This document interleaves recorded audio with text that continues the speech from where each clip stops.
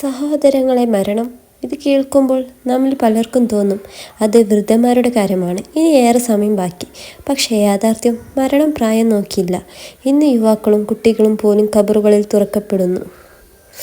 ഒരു ചരിത്ര സംഭവം. ഹസ്രത്ത് ഉസ്മാൻ റളിയല്ലാഹു അൻഹു ഒരു ഖബറിനരികിലൂടെ കടന്നു പോകുമ്പോൾ അവരുടെ കണ്ണു നിറഞ്ഞു കരയുകയായിരുന്നു.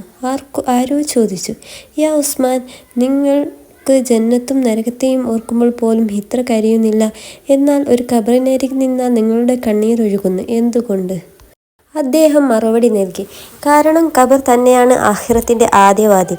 ഒരാൾ ഇവിടെ രക്ഷപ്പെട്ടാൽ പിന്നെയും എല്ലാം എളുപ്പമാണ്, പക്ഷേ ഇവിടെ ശിക്ഷ നേരിട്ടാൽ പിന്നെ എല്ലാം കഠിനമാകും.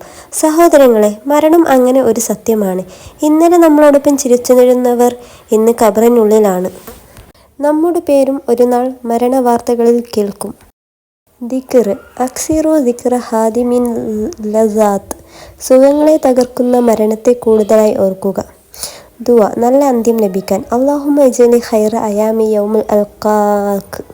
അർത്ഥം: അല്ലാഹുവേ, ഞാൻ നിന്നെ കാണുന്ന ദിവസം എൻ്റെ ജീവിതത്തിലെ ഏറ്റവും നല്ല ദിവസമാകണമേ. ഖബറിലെ ശിക്ഷയിൽ നിന്ന് രക്ഷ നേടാൻ. അല്ലാഹുമ്മ ഇന്നി അഊദുബിക മിനൽ അദാബിൽ ഖബർ. ഇത് ദിവസവും പറയുക.